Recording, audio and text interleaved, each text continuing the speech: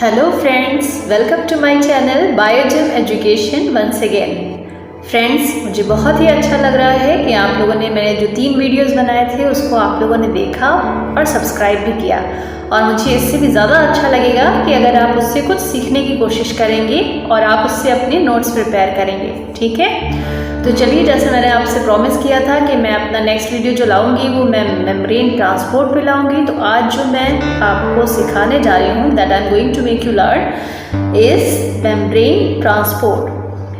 Friends, membrane transport में जब हम बात करते हैं मेम्ब्रेन की, तो मेम्ब्रेन से हमारा जो मीनिंग है वो मीनिंग होता है हमारा प्लाज्मा मेम्ब्रेन से, यानी ऐसा ट्रांसपोर्ट सिस्टम जो प्लाज्मा मेम्ब्रेन के थ्रू हो रहा हो। ठीक है, अब बात यहाँ आती है कि ये ट्रांसपोर्ट करने की ज़रूरत क्यों पड़ती है। देखिए, अगर कोई ज़रूरी न्यूट्रिएंट है या सेल को वाइटल रखना है तो डेफिनेटली उसको बाहर से कुछ कंजम्पशन की ज़रूरत होगी, कुछ इसे न्यूट्रिएंट्स चाहिए होंगे जिसकी वजह से वो अपने आप को वाइटल रख सके। दूसरी बात ये है कि अगर सेल में कुछ डिब्रीज हैं, कुछ वेस्ट मटेरियल है, तो उसे भी सेल से बाहर निकालने की ज़रूरत है ताकि वो सेल सेफ रह सके, सेल अलाइव रह सके। इसके लिए एक मेम्ब्रेन ट्रांसपोर्ट सिस्टम की ज़रूरत है जो आज हम यहाँ पढ़ने जा रहे हैं। ठीक है, तो जो हमारी प्लाज्मा मेम्ब्रेन होती है ना, ये एक सेमी परमेबल बैरियर का काम करती है। ये बैरियर बनाती है जो सेल का एक्सटर्नल एनवायरनमेंट होता है उससे और जो सेल का इंटरनल एनवायरनमेंट होता है उसके बीच में। ठीक है, तो ये जो परमेबिलिटी है ये इंश्योर करती है कि कौन से मॉलिक्यूल्स सेल में एंटर कर सकते हैं। जैसे मॉलिक्यूल्स तो बहुत सारे हैं, अगर वो वाटर मॉलिक्यूल है, अगर कोई गैसियस मॉलिक्यूल है जैसे ऑक्सीजन, कार्बन डाइऑक्साइड, और अगर हम आयंस की बात कर लें तो बहुत इंपॉर्टेंट आयंस हैं जैसे सोडियम आयन है, पोटेशियम आयन है, तो इनकी भी सेल में एंट्री और एग्जिट का बैलेंस होना बहुत ज़रूरी है। तो एक तरह से हम कह सकते हैं कि जो हमारी सेल मेम्ब्रेन है यानी हमारी प्लाज्मा मेम्ब्रेन है वो हमारे सेल में एक कांस्टेंट इंटरनल एनवायरनमेंट को मेंटेन करती है, जिसे हम कहते हैं होम्योस्टैसिस। ठीक है, अब शुरू करते हैं हम इसको एक्सप्लेन करना कि कैसे ट्रांसपोर्ट होता है। एक्चुअली ये जो ट्रांसपोर्ट सिस्टम है ये 2 तरह का ट्रांसपोर्ट होता है। पहला होता है पैसिव ट्रांसपोर्ट और दूसरा होता है एक्टिव ट्रांसपोर्ट। अब ये 2 अलग अलग कैटेगरी करने की क्यों ज़रूरत पड़ी, तो इसकी ज़रूरत होती है कि on the basis of requirement of ATP. जी हाँ, एटीपी एक एनर्जी प्रोवाइडिंग मॉलिक्यूल है जिसकी वजह से एक ट्रांसपोर्ट सिस्टम में एनर्जी की ज़रूरत पड़ती है और एक में नहीं पड़ती है। तो पैसिव ट्रांसपोर्ट सिस्टम ऐसा है जो उसमें एटीपी की ज़रूरत नहीं पड़ती, कोई एनर्जी रिक्वायरमेंट नहीं रहती है, इसलिए उसको इस तरह के ट्रांसपोर्ट को हम पैसिव ट्रांसपोर्ट कहते हैं। और ऐसे ट्रांसपोर्ट जिसमें हमें एटीपी की ज़रूरत पड़ती है, एनर्जी की ज़रूरत पड़ती है, वो बिना एनर्जी के इन्वॉल्वमेंट के नहीं हो सकता, इसको हम एक्टिव ट्रांसपोर्ट कहते हैं। ठीक है, तो पैसिव ट्रांसपोर्ट ये प्लाज्मा मेम्ब्रेन के थ्रू आसानी से हो सकता है, और आपका एक्टिव ट्रांसपोर्ट है तो एक्टिव ट्रांसपोर्ट के लिए हमें कुछ स्पेशल प्रोटीन्स की ज़रूरत पड़ती है जो मेम्ब्रेन में ही प्रेजेंट होते हैं, जिसको हम बोलते हैं परमिएजेस या ट्रांसपोर्ट प्रोटीन। तो फ्रेंड्स, हम लोग ये करके शुरुआत करते हैं, और अब हम शुरुआत करते हैं सबसे पहले पैसिव ट्रांसपोर्ट से।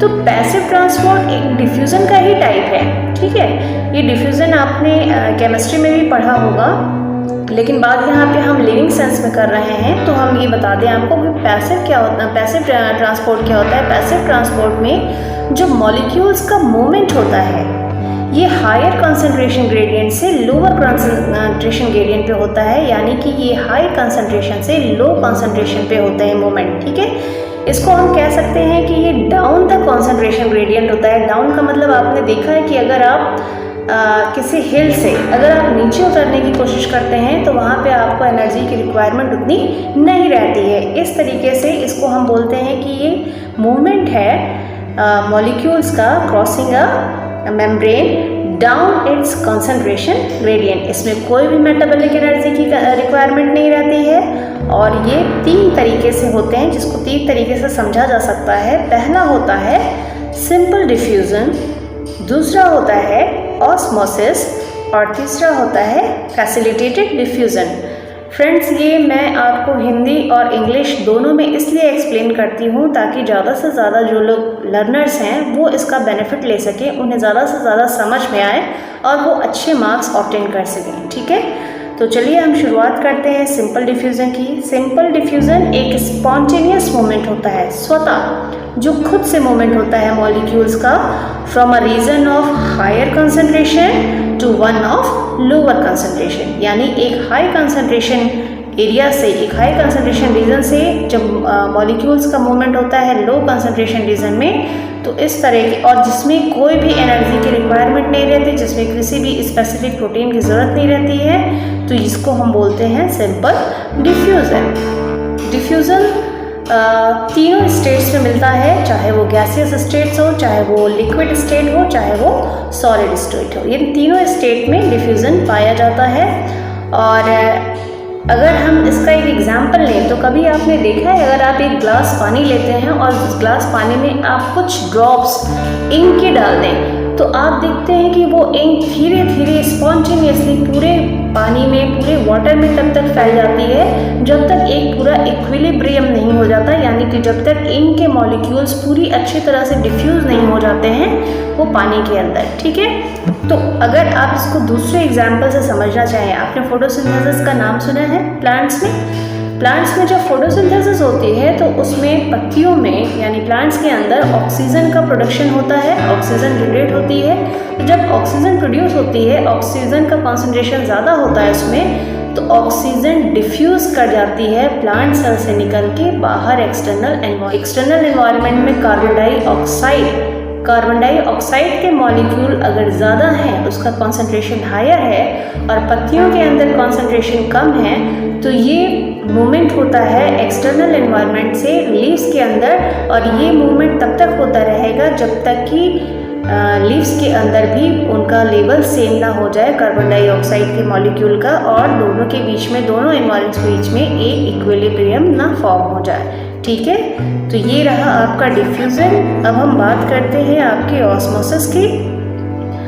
ऑस्मोसिस क्या होता है एक्चुअली? ऑस्मोसिस में इसमें भी मूवमेंट होता है मॉलिक्यूल्स का, वाटर मॉलिक्यूल्स का मूवमेंट होता है, क्योंकि आप जानते हैं कि फॉस्फोलिपिड मेम्ब्रेन जो होती है वो उसमें फॉस्फोलिपिड के हेड्स होते हैं, और ये जब इन हेड्स के थ्रू मॉलिक्यूल्स गुजरते हैं तो वाटर मॉलिक्यूल के लिए इनमें एक स्पेशल चैनल रहता है, जो मैंने आपको पहले वीडियो में बताया था कि इनमें जो प्रोटीन चैनल्स होते हैं, उन चैनल्स के थ्रू मॉलिक्यूल्स को अंदर आना होता है, स्पेशली वाटर मॉलिक्यूल को। ये गैसेस की तरह आसानी से डिफ्यूज़ नहीं कर सकते हैं, तो ये उन चैनल्स के थ्रू आते हैं, और जब उन चैनल्स के थ्रू आते हैं तो इन्हें एक सेमी परमेबल मेम्ब्रेन की ज़रूरत पड़ती है। जो सेमी परमेबल मेम्ब्रेन है वो प्लाज्मा मेम्ब्रेन उसका काम करती है, और इनमें भी मूवमेंट जो होता है वाटर मॉलिक्यूल का होता है। और कहाँ से होता है ये? हायर कॉन्सेंट्रेशन से लोअर कॉन्सेंट्रेशन की तरफ मूवमेंट होता है वाटर मॉलिक्यूल का। When the water molecules enter into the cell, it is called endosmosis, and when the water molecules move outside, means exit of water molecules from the cells, it is known as exosmosis। ये दोनों terms याद रखिए। Molecules का जब water molecules अंदर आते हैं तो उसको हम बोलते हैं एंडोस्मोसिस, और जब वाटर मॉलिक्यूल सेल से बाहर निकलते हैं तो उसको हम बोलते हैं एक्सोस्मोसिस। ठीक है, तो चलिए इसके कुछ एग्जाम्पल देख लेते हैं। इसको कुछ एग्जाम्पल्स के थ्रू हम लोग समझने की कोशिश करते हैं। तो आपने किशमिश यानी रेजिन्स को देखा ही होगा। इन रेजिन्स को अगर आप चाहें तो आप अपने घर में प्रैक्टिकल कर सकते हैं। अगर हम प्लांट सेल की बात करें तो आप रेजिन या ग्रेप्स ले सकते हैं। इसको आप क्या करिए, आप इसको डिप कर दीजिए 1 ग्लास ऑफ वाटर में। अगर आप इसको 1 ग्लास पानी में डिप करते हैं तो आप इसमें कुछ चेंजेस को नोट करते हैं। ठीक है, वो चेंजेस क्या होते हैं? अगर मीडियम जिसमें आपने सेल को रखा है, जो सेल को सराउंड कर रहा है, अगर मीडियम आपका हाइपोटोनिक सॉल्यूशन है, हाइपोटोनिक सॉल्यूशन का मतलब होता है ऐसा मीडियम जिसमें सॉल्वेंट यानी वाटर मॉलिक्यूल ज़्यादा है इन कंपैरिजन टू सॉल्ट, यानी कि डाइल्यूट है। तो इस तरह के हम मीडियम को क्या बोलते हैं? Hypotonic solution. अगर पानी की मात्रा यानी वाटर मॉलिक्यूल ज़्यादा है और सॉल्यूट कम है तो इस तरह का जो हमारा सॉल्यूशन होगा वो होगा हाइपोटोनिक सॉल्यूशन। और अगर हम ग्रेप्स को या रेजिन्स को किसी हाइपोटोनिक सॉल्यूशन में रखते हैं तो हम पाएंगे कि सेल के अंदर जो सॉल्यूट का कंसंट्रेशन है वो ज़्यादा है और जो सेल के बाहर मीडियम है यानी हाइपोटोनिक सॉल्यूशन है उसमें जो सेल का जो सॉल्यूट का कंसंट्रेशन है वो कम है। और वाटर मॉलिक्यूल ज़्यादा है तो वाटर मॉलिक्यूल जहाँ ज़्यादा है तो वहाँ हायर कंसंट्रेशन है और सेल के अंदर लोअर कंसंट्रेशन है, तो यहाँ पे मूवमेंट स्टार्ट होगा और हायर कंसंट्रेशन से वाटर मॉलिक्यूल एंटर करेंगे सेल्स में और ये मूवमेंट तब तक चलता रहेगा तब सेल्स जो है आपकी अच्छे से स्वेल कर जाती हैं। जिसको आप अपने घर में एक एक्सपेरिमेंट के थ्रू, एक प्रैक्टिकल के थ्रू आप इसको देख सकते हैं।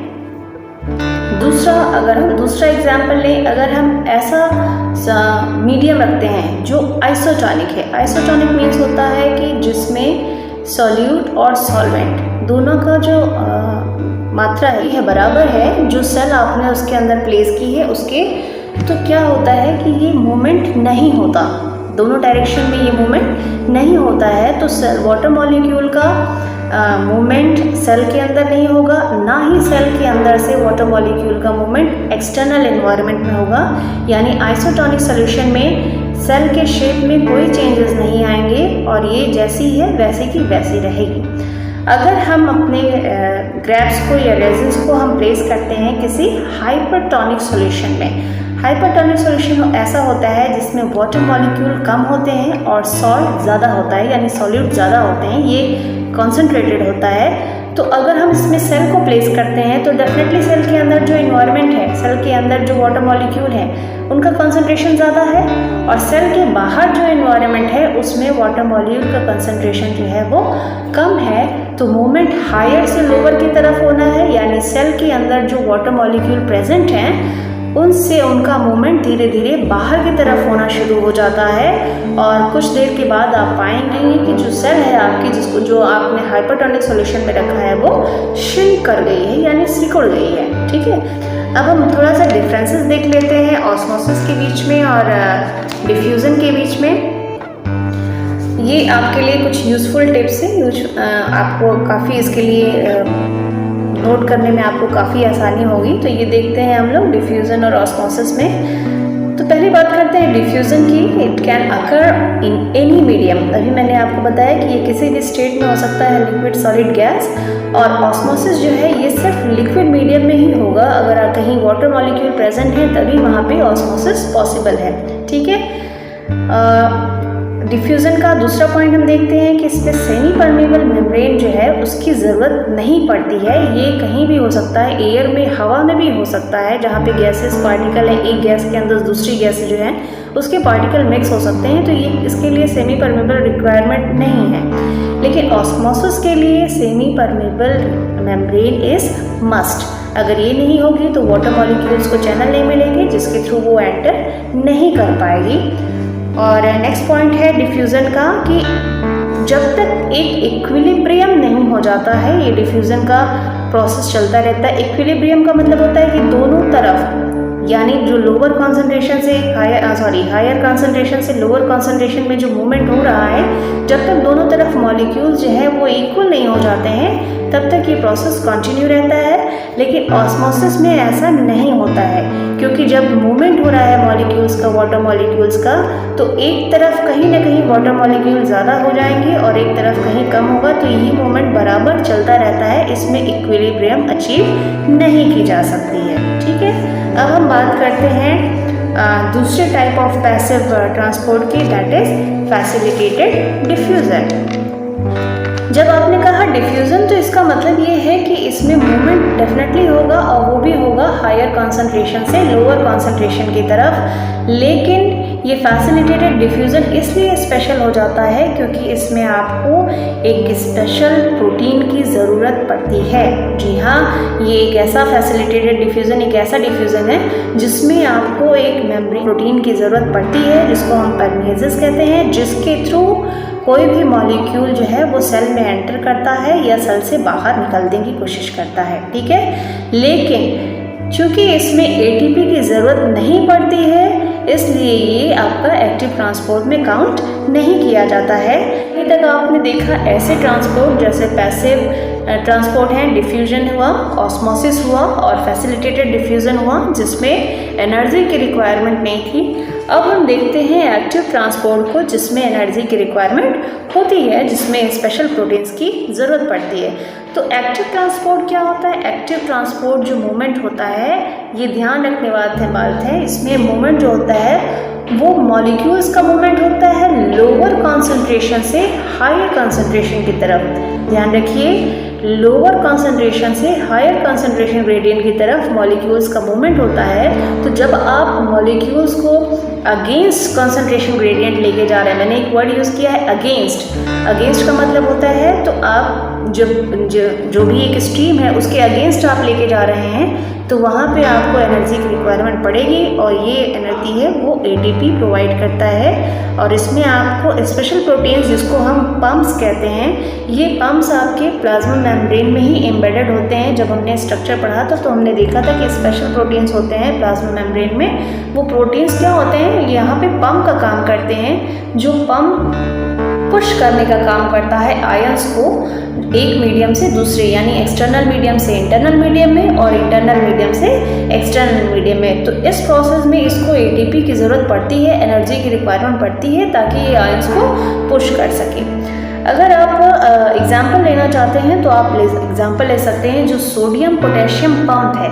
नाम आपने सुना होगा, और अगर नहीं सुना है तो फिर धीरे धीरे आप मेरे वीडियोस देखेंगे, उसमें आपको पता लग जाएगा। सोडियम पोटेशियम पंप में होता क्या है कि सेल के बाहर जो सोडियम आयंस होते हैं उनका कॉन्सेंट्रेशन ज़्यादा होता है, वो हायर कॉन्सेंट्रेशन में रहता है in comparison to internal environment. और इंटरनल एनवायरनमेंट में जो पोटेशियम आयन है इनका कॉन्सेंट्रेशन ज़्यादा रहता है, क्योंकि प्रोटीन सिंथेसिस के लिए इनको राइबोसोम्स को पोटेशियम आयन की ज़रूरत पड़ती है।